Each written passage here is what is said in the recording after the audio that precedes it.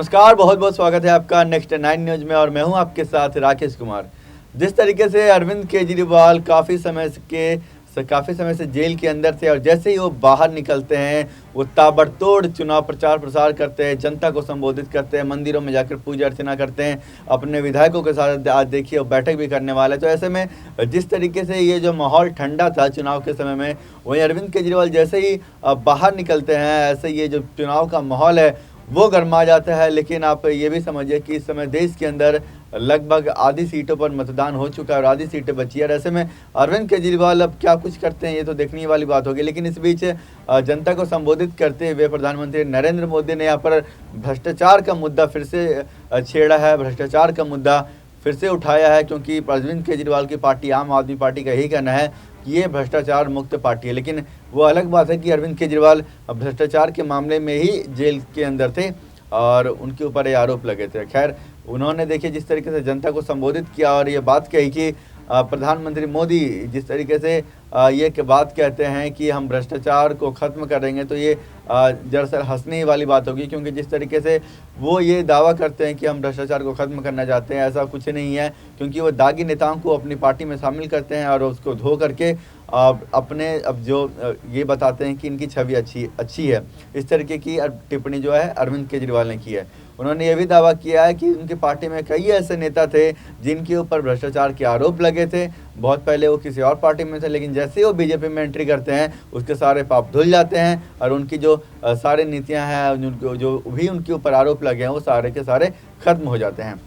वहीं यहाँ पर अरविंद केजरीवाल ने एक अपना मुद्दा उठाया, अपना मुद्दा छेड़ा। इस मुद्दे में उन्होंने ये कहा कि जब 2015 में हमारी सरकार बनी थी तो इस सरकार के दौरान मेरे मंत्री थे कि उनकी एक ऑडियो वायरल हो गई थी और उसे ऑडियो की वजह से हमने उन्हें बर्खास्त कर दिया। तो ये होता है भ्रष्टाचार को खत्म करने का मामला, ना कि आप किसी और जो नेता है उसके ऊपर अगर भ्रष्टाचार के आरोप लगे हो, अगर आपकी पार्टी में शामिल हो जाते हैं तो उनकी तरफ से सारे आरोपों को खत्म कर देना। तो ये यहाँ पर अरविंद केजरीवाल की तरफ से एक बहुत ही बड़ा मुद्दा उछाला गया है, बहुत ही बड़ा मुद्दा छेड़ा गया है भ्रष्टाचार को लेकर के। खासकर उन्होंने ये भी दावा किया कि यहाँ पर जो बीजेपी पार्टी है वो बीजेपी पार्टी चोर लुचक्कों की पार्टी है और वो भ्रष्टाचार को खत्म नहीं बल्कि भ्रष्टाचार को बढ़ावा दे रही है। ये बातें जनता को संबोधित करते हुए अरविंद केजरीवाल ने कही है। सुनिए उन्होंने क्या कुछ कहा है।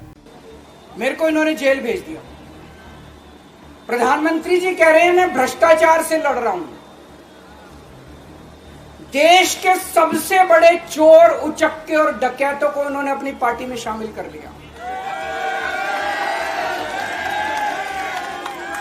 जिन लोगों को 10 दिन पहले मोदी जी कहते थे 70,000 करोड़ का इसने घोटाला कर दिया, थोड़े दिन के बाद उसी आदमी को अपनी पार्टी में शामिल करके किसी को डिप्टी सीएम बना देते हैं, किसी को मंत्री बना देते हैं और उनके सारे ईडी और सीबीआई के मामले खत्म कर देते हैं और कहते हैं मैं भ्रष्टाचार से लड़ रहा हूं।